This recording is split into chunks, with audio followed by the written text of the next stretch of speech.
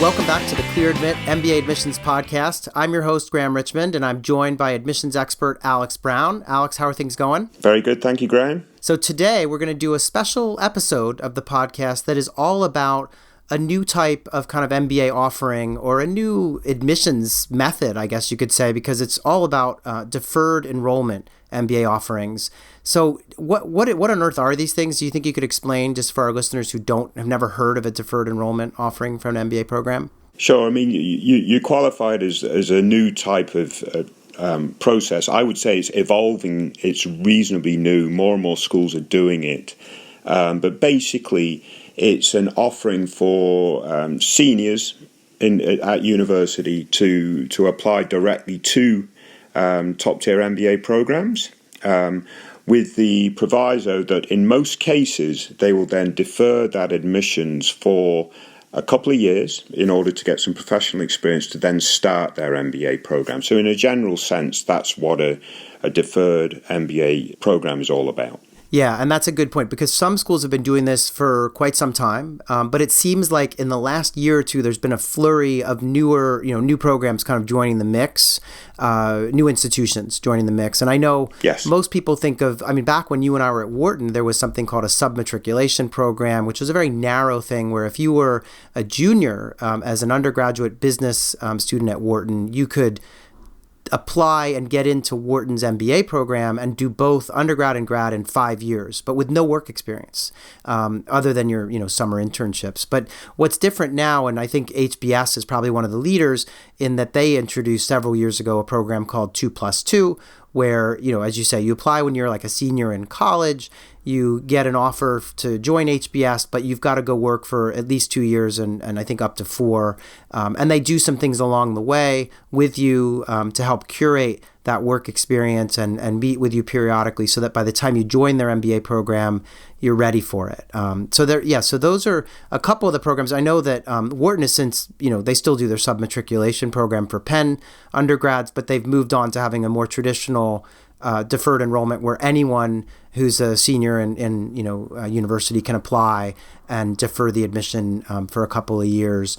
Most of these schools, it seems, are saying 2 to 5 years is sort of the amount of work experience that they would want folks to have. There's one exception. It's a program that Yale has, which is called Silver Scholars, which I don't know if you want to talk about that one at all. It's kind of unique. Yeah, it's different in as much as my understanding, and you can correct me if I'm wrong, Graham, but the Silver Scholars folks would go directly into the Yale MBA program upon graduation for the first year, then do a year's internship to gain that professional experience, as it were, and then return to Yale for the sort of the elective program, the final year of their MBA program.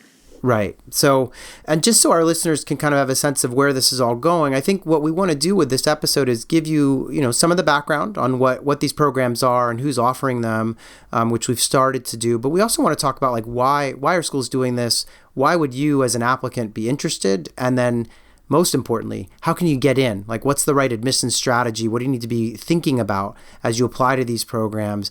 And I think we'll also touch on, Alex, if you're willing, kind of what do you do if you don't get in? Because that's a problem too, because these are really competitive.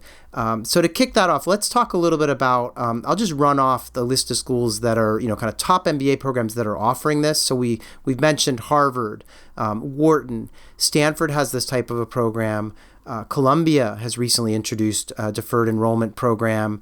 Kellogg, Chicago, MIT Sloan, Darden, Yale SOM, and Berkeley. And I do want to put a footnote on the Berkeley Haas program because theirs is only open to members of the Berkeley kind of undergraduate community and maybe the graduate community as well. But you have to be a Berkeley community member to apply for it. And I think that's just because it's new and I believe they're going to open it up to the wider pool, after they kind of trial it with their own community. So those are the schools that we're kind of focused on here at Clear Admit. Do you have any idea, why do you think schools are doing this? Because it used to be the case that schools had no interest really in talking to kind of undergraduates. They wanted people, to go out, get some seasoning, some real work experience, and to show up after they've had anywhere from 2 to 4 to 5, even beyond, years of experience. So what do you think is driving this? Yeah, I mean, I'm absolutely convinced that the reason for this is simply when you're a senior in college, you have choices. You can go directly to work, or you could go to law school or medical school or other sort of graduate programs. But traditionally, MBA program says, no, we're not interested in talking to you. We're going to wait 3 or 4 or 5 years, and then we want you to talk to us. And quite frankly, I think that turned some people away that wanted some more certainty in terms of their graduate studies at the time they're leaving college. And, these MBA programs have started to realize, the app pools are starting to shrink. One of our main competitors is the law school or is the medical school and these other graduate degree programs. So what can we do to try to stem that flow away from business school to these other graduate degree programs? So I think, quite frankly, Graham, and you can comment on this yourself, but I think that's the reason why they do this. Yeah, I think it's all about expanding the applicant pool. And I agree. I mean, business schools were for a long time at a disadvantage, right? Because they arrive kind of late to the party. And a lot of those really bright, talented young folks have headed off to do like a master's in biotech, or they've already done pursuing a law degree or medical school. And so I think some of this is about grabbing candidates who maybe weren't thinking about business school. And I will say, I know that a lot of the top MBA programs have traditionally gone to some undergraduate institutions to kind of try to plant the seed about management education. But I think that's hard. I mean, it's hard to do when it's kind of like, hey, we have this really cool program, but by the way, you can't apply. Not yet. Come to us in like 4 years, Right. It's like, yeah, we're really excited to have you, but please don't call us for 3 or 4 years. So, I mean, to me, this is the reason for these programs, and it's very smart to do this. I think it's sort of it widens the pipeline a little bit for the schools, and on the flip side for the students, it gives them more certainty. They if they really want to go to do an MBA program and they know that as an undergrad, this is definitely a very good opportunity to pursue, I think. Yeah. And so I'll say one more thing. I think, as you said, we're in a kind of time of shrinking applicant pool for the U.S. schools. And so I think some of the rush to everyone to get into this game is they're thinking, well, are there other ways to draw in candidates? And so this gives them some assurances with respect to their pipeline. And so I think that helps too. And then another thing is, I do feel and some of the research that we've done, with the Cleared Mid audience and projects we've done with universities suggests that there are populations in the kind of applicant pool or potential, kind of prospect pool for whom getting a degree, one of the things that happens when you do this is you can get the degree faster, right? Because, look at the Yale program, for example. You start at 22, you're done and have an MBA at age 25, which is before many people would even be applying to business school. And even with some of the other programs like Columbia, you could go and work for 2 years, come back, you're done by like 26, right? So that's a really different trajectory than finishing your MBA when you're 28 or 29. And they found, some of the research that we've done has found that there are sometimes candidates from socioeconomically challenging backgrounds who they want to get through this faster to really, enhance earning power at an earlier stage in their career. Maybe they're supporting, parents or whoever it might be. And for women as well, this can resonate in terms of getting out there, getting the MBA and getting your career off to the races before you have to start to think about things like family and things that might take you out of the workforce potentially for a brief period of time. So, yeah, so there are a lot of reasons. To that point, I don't think it's quite obvious. Other graduate degree programs have more women than men in their programs, above 50%, I believe, whereas MBA programs have generally struggled in that regard. So this may be a way to sort of try to rebalance that issue. So let's talk just briefly about why applicants would like this. You seem to imply a moment ago that some of it's about getting it's almost like assurances that they've got somewhere to go. But are there other things that you think might be appealing?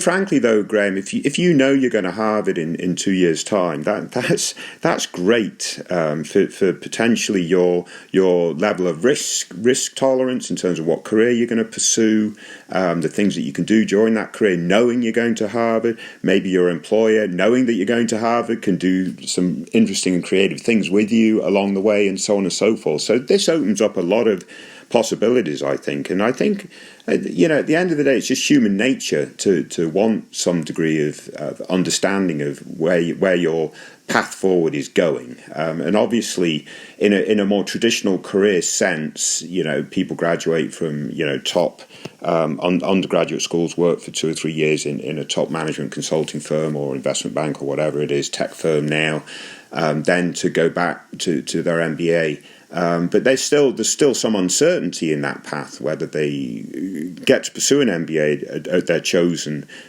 school. This creates a better degree of certainty for these types of candidates, I think. So I can't see a downside of it in that regard. Yeah, so I think I would say, they get the assurance, as you say, they can take more risks. They know they've got this sort of light at the end of the tunnel waiting for them. And it's a faster path, right, to graduating, as we just mentioned earlier.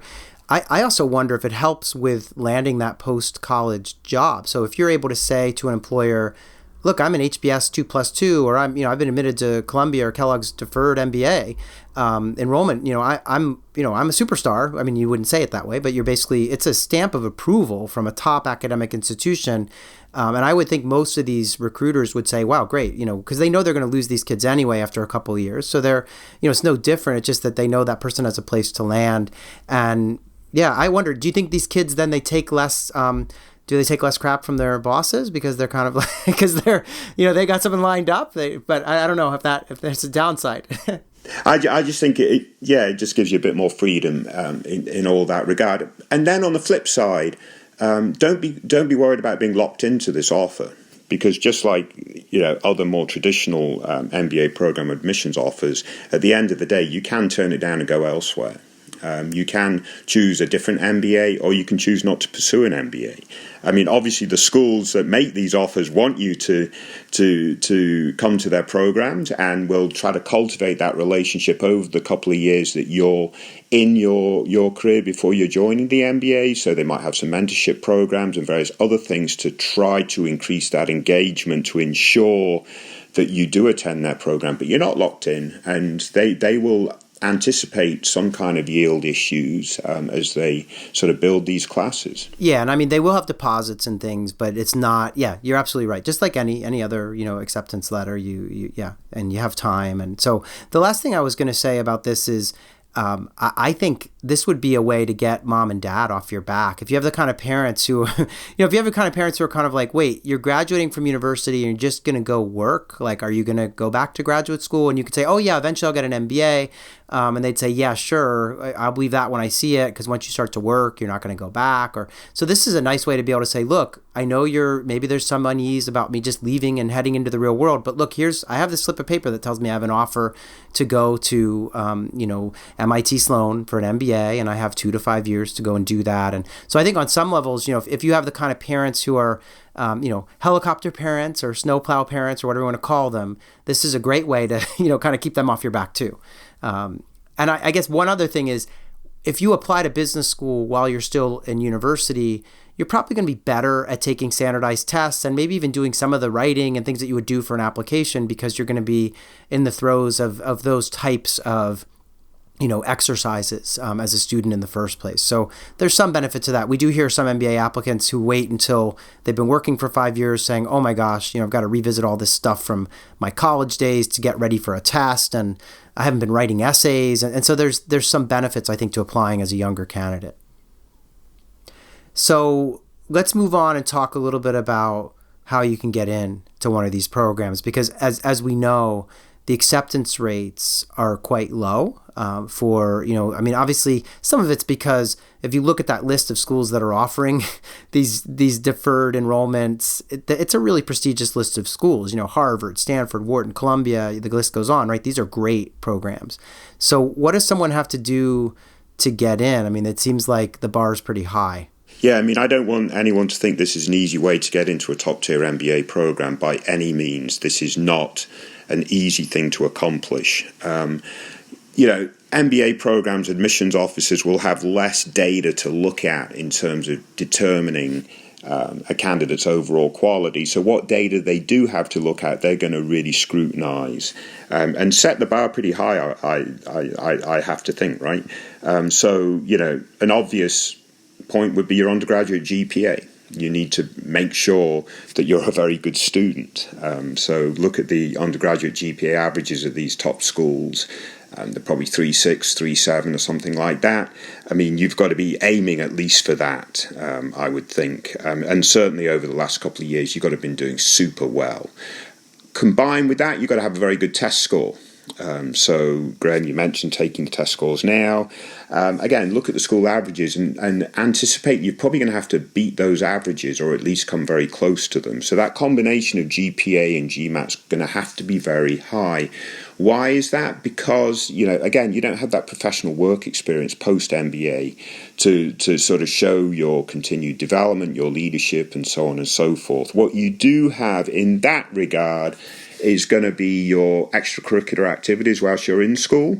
So, these programs are going to be looking for leaders on campus, those that have really made an impression and done some interesting things during their time as an undergraduate. So really look to make sure that you've taken on some of those leadership challenges, made an impact, had some form of impact during your time as an undergraduate.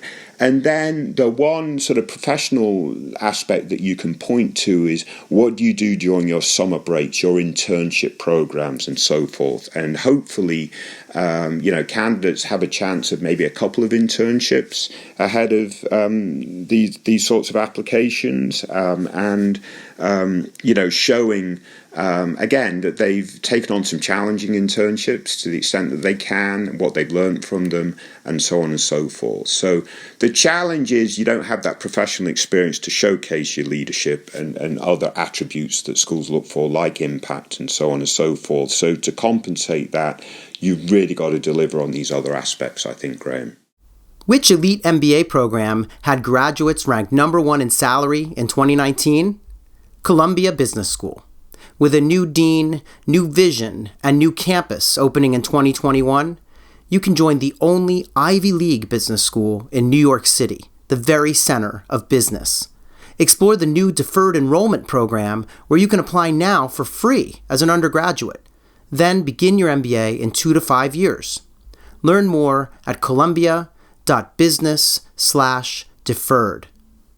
Yeah, I think great point that it's not by no means a backdoor into these types of institutions. And some of these programs are very new, so there's not a lot of stats on them. Some have just literally been introduced this season. But a program like HBS 2+2, the median GMAT was 730, the average GPA was 3.79, right? So these are pretty big numbers, and I think the acceptance rate was less than 10%. And, they had like 1,400 applicants and they only end up, getting about 115 kids that are going to matriculate. So it's really competitive. I absolutely agree. I was speaking with the director of admissions at Columbia for a podcast we recorded, just a Q&A with Michael Robinson over at CBS. And, they have a program. And he mentioned that, it's for someone who's kind of got their act together and is a bit of a superstar, right? I mean, you've got to be, because, he pointed out there are a lot of people who are in college, they don't really know what they want to do. And they actually need those couple of years to go out and work and figure out their career plan and bolster their candidacy. And he also talked about, it's like you said, this is a really predictive exercise in the sense that they don't have a lot of data, so they have to kind of really predict, like, well, who's going to really be the next group of great leaders, and how do we get them into the program, and they have limited data on which to kind of base that, and so I think to the extent that you as a candidate can show that whether it's via internships or on-campus activities that you've had leadership and even managerial kind of experience, that'll go a long way. But I think if you think of a candidate as having these sort of like, typically we talk about these different pillars to a candidacy. There's academics, there's kind of experience and leadership, there's outside interests and activities, and then there's maybe career plan and, where are they headed. If you look at those, I would say academics, it's like, as you say, they've got to hit a home run. They need to have a great GPA, great GMAT score, or GRE, and that sort of puts them in play. And then they need to, I would argue, bring together internships and campus activities. And so there's kind of a blending of your extracurriculars and your sort of, quote, work experiences in order to demonstrate the leadership aptitude. And then finally, they need to have, as we say, like a good head on their shoulders. I don't think the school is expecting the applicants to know exactly what they're going to do, right? I mean, it's, these folks are like 20, 21 years old. And so predicting the future is really tough with respect to your career path. But I think having a plan is important. And I know we tell the full-time kind of traditional MBA applicants, name three employers that you're going to work for post-MBA, and then what's your midterm and long-term goal, or, get really specific. I think that might be a little different for this crowd. What's your take on that? Like, how specific do the goals need to be? Yeah, I mean, I think in some cases the goals are going to be reasonably specific, especially in the short term. But what we're talking about is goals directly coming straight out of undergrad rather than goals coming directly straight after the MBA. So a number of these folks must know where they're going after their senior year. And that sort of helps dot the I's and cross the T's in terms of their career path. So that would be very good. But yeah, I think in general, schools are going to be looking for people with who are pretty deliberate decision makers and have some sense of where they're going. But I don't think they can really sort of predict 10, 15 years out necessarily. Where they should be. I do think, however, that they need to be ambitious, the sorts of people that are ambitious in this. But the idea is also they're fundamentally they're seeking out potential superstars. They're taking a bit of a risk, schools, admitting these types of folks because they lack some of that data. So to sort of counterbalance that risk, they're really looking for potential superstars. So what is it that you've done in your college career, as it were, that really shows that you are a potential superstar? And again, looking at internships, looking at your leadership on campus, whilst combined with a very strong GPA, strong test scores, and so on and so forth. Graham, about recommendations, that's kind of an interesting question, I think, because, again, before this podcast, I did go through and look at, they're all looking for 2 letters of recommendation. Maybe one of them's only looking for 1. In the regular MBA admissions process, we are very firm that you need to get professional recommendations from your career. And only very unusual cases would you seek a recommendation from a faculty. This is going to be a little bit different, I think, because clearly the faculty that you might have done some work with and so on and so forth is going to know you a little bit better than if you've only done a couple of short internships. So where would you imagine that these recommendations should come from, Graham? Yeah, it's tricky. I mean, the good news is that unlike the sort of traditional process, these deferred enrollment program offerings allow you to get an academic recommendation or someone, from school. So I think there's more flexibility. And I guess I would just say that ideally there's, the candidates considering these programs have someone that has both taught them. Maybe it's their advisor in the department that they're majoring in. So someone that's seen them in class, but also is advising them. And ideally even knows a bit about that person's campus activities, if they're a student leader, because it would be great. I know, I think this is true. Most people in university can think about a faculty member or someone, at the university who knows, more than just kind of, okay, these are the grades the person has received, So I think, to the extent that you have a mentor, a professor that's kind of a mentor or advisor, that's the go-to. Obviously, if you've done a couple of summers in a row at a company and have had a really interesting internship experience, or even a single summer where you had a lot of impact, then that's fine too. And I think most candidates, it's going to probably be 1 and 1 for those schools that require two letters. I think it would be a mistake to just have 2 like strictly academic reference letters. I think ideally, whether the person's a professor or not, if they are a professor, they need to be able to speak to more than just your in-class performance. So demonstrating some familiarity with the trajectory you're on or your goals and what you've done on campus would be really important. Yeah, I mean, basically, Graham, the recommendations aren't there to reinforce that you're smart. I mean, we've got transcripts, we've got various other things that are going to tell the admissions committee that you're a smart candidate. You've got the GPA, you've got the test scores and stuff. So, I mean, you're really going to be seeking some other attributes that you want your recommenders to really focus on to some extent, right? So campus activities, if you've been a leader on campus, then the person that you worked with on the faculty you're executing on that leadership is probably a good source for a recommendation in this regard. And making sure that your recommendations are substantial.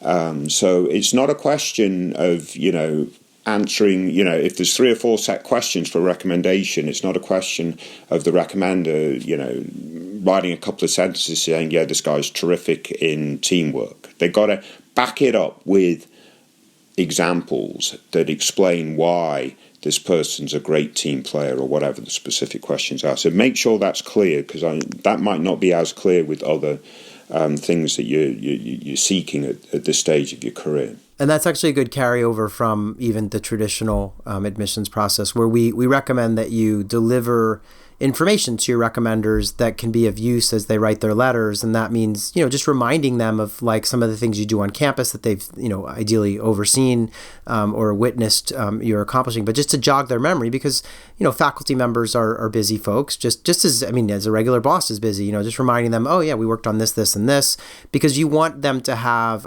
basically a list of anecdotes that they could maybe go to and share. And faculty members are writing a lot of recommendations, but they're often in different arenas that aren't looking for the level of substance that I would argue that the MBA admissions committees are looking for. Absolutely. So that's where very good point. This is. And it really also reflects in your essay writing, for the schools, making sure that it's all about show, don't tell.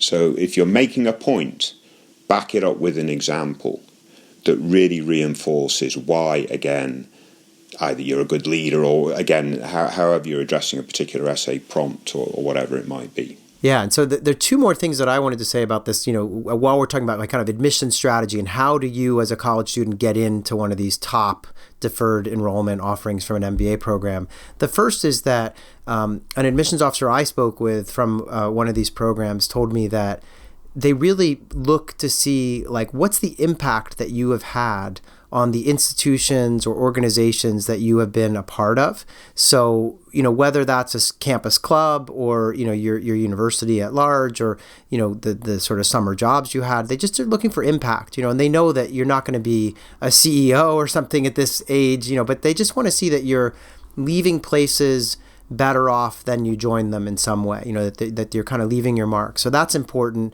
And the other thing I thought would be important for us to talk about is what are some things that candidates shouldn't do? So I personally think that, when you're a young candidate to business school, and this applies whether you've got, a year of experience or 2, or you're applying as an undergraduate or something for these deferred programs, like what are the telltale signs? I think there are several things that people need to sort of avoid. So do you have any thoughts on that? I'm kind of putting you on the spot, but I have some ideas too, but is there anything that you can think of that candidates do that sort of suggests, a lack of, that they're, going to be at a disadvantage? Yeah, it's tricky, isn't it? Because clearly the candidates are 21 years old. So my immediate and obvious answer would be, demonstrating a relative lack of maturity as you competing with peers that are 25, 26 when they apply.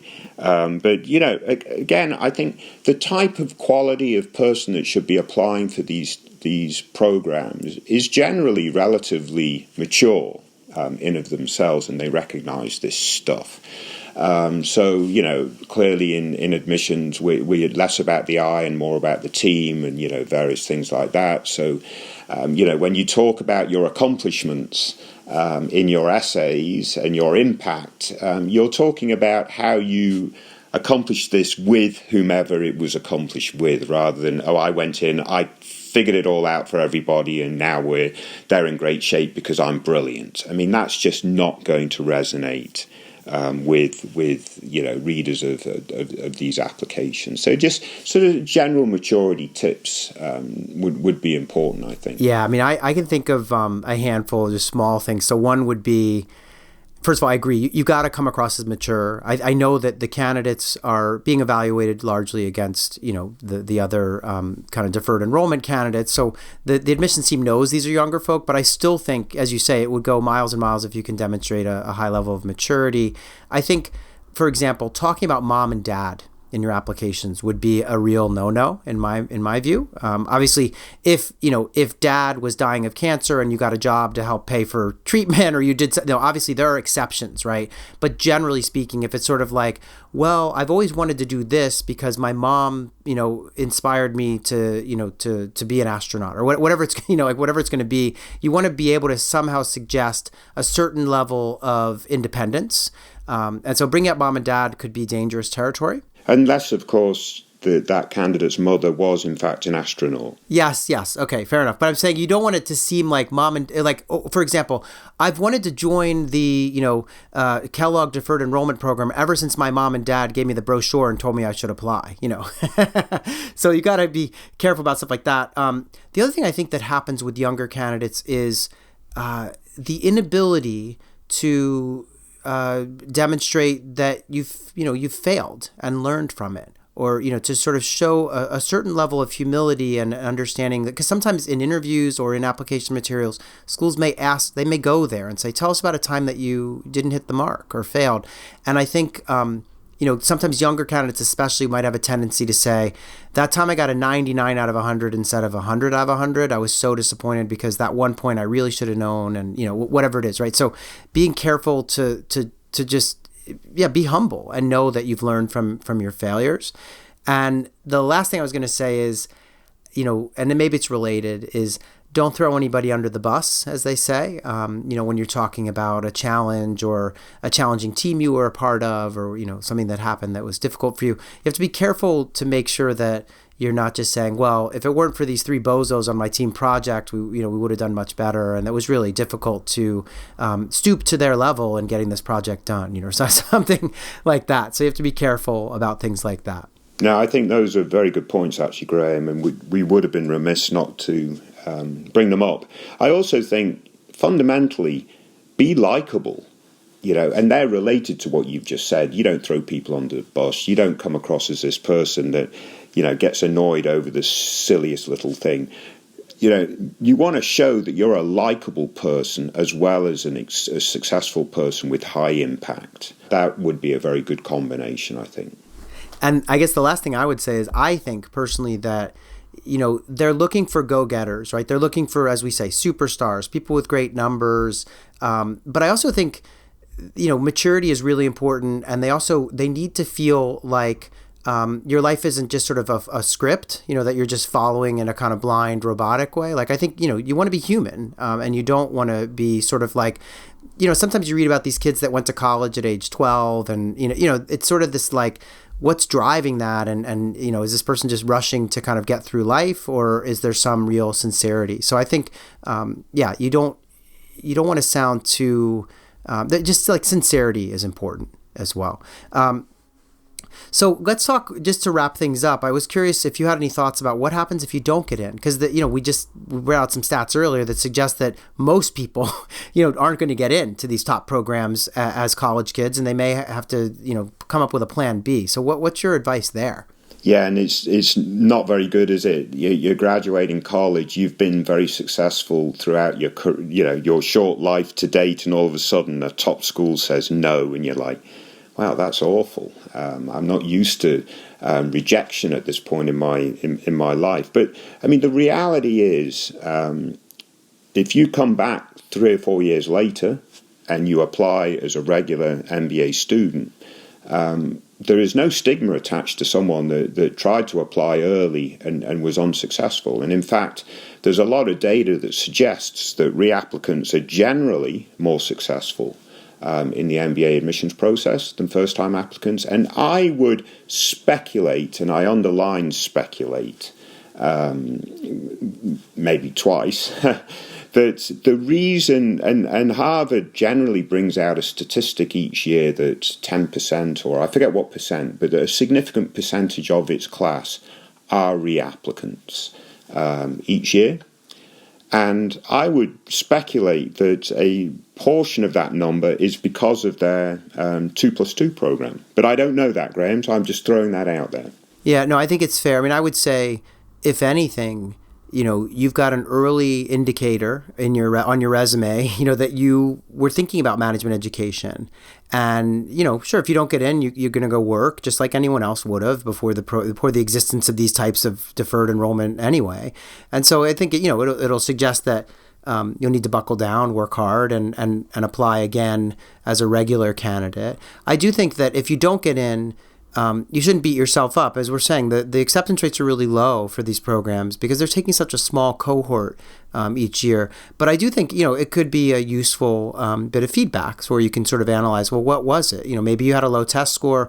That's something easy to remedy in the coming years as you kind of go out there and work for a few years. You have plenty of time, to retake a test. Or if it was just not enough leadership, that's going to be remedied by you working and pursuing extracurriculars and things in your professional life. So, yeah, I think it's great to apply to these programs. I think, obviously, as we said, there's so many advantages to knowing when you graduate college that you're going to go off to a top MBA program in a few years. But if you don't get in, the vast majority of your classmates in business school are going to be in that bucket of just coming to the process as young professionals. And so, yeah. And just to be clear, Graham, if they don't get in, they don't actually put that bit on their resume, right? No. But I think it is something that might come out in an interview, or if they might ask you in the application, have you ever applied to the program? And you would, obviously have to disclose at that point. But yeah, we wouldn't put it on the resume. But I mean, I think it's a great opportunity for those that know that an MBA is what they want to do in the future, but want that sort of, again, some level of certainty in their path going forward, so they can take a punt now, try to get admitted, and clearly a number of folks do get admitted through these programs. Hopefully we've given some reasonably decent insight in terms of how to go about this process. But at the end of the day, I think it's a worthwhile endeavour for those folks, Graham. And obviously for business schools, they're looking for these folks, again, for the reasons we established toward the beginning of this podcast. So hopefully it works out for some of the folks that listen to this podcast. Yeah, absolutely. And I think that, one of the things that I think is happening is schools are they're getting a chance to get in front of candidates at a younger age. And I think there's some candidates out there who kind of are a little suspect of management education. And so I think getting a close-up view of it, and all the corporate social responsibility classwork that exists, and even working in nonprofit or the intersection of government and business, there are a lot of ways to get where kind of business education can be incredibly valuable. So I'm really happy that schools are at least making the pitch and have an offering that addresses this issue of, whereas before they were just like last in line after law school, medical school, everyone else who had been. So I think it's great. And hopefully the advice we provided on this episode will serve you well if you're listening and thinking about one of these programs. Just take it to heart, and best of luck to everyone looking at these different types of deferred enrollment options. And stay tuned. We have a lot of other episodes that may be of use about just general stuff about interviewing or recommendation letters. So there are other things you can listen to, but I think this is a great starting point for anyone looking at these kind of programs. Yeah, no doubt. Best of luck, everybody. All right. Thanks again, Alex, for all of your insights. And best of luck to everyone looking at deferred enrollment options.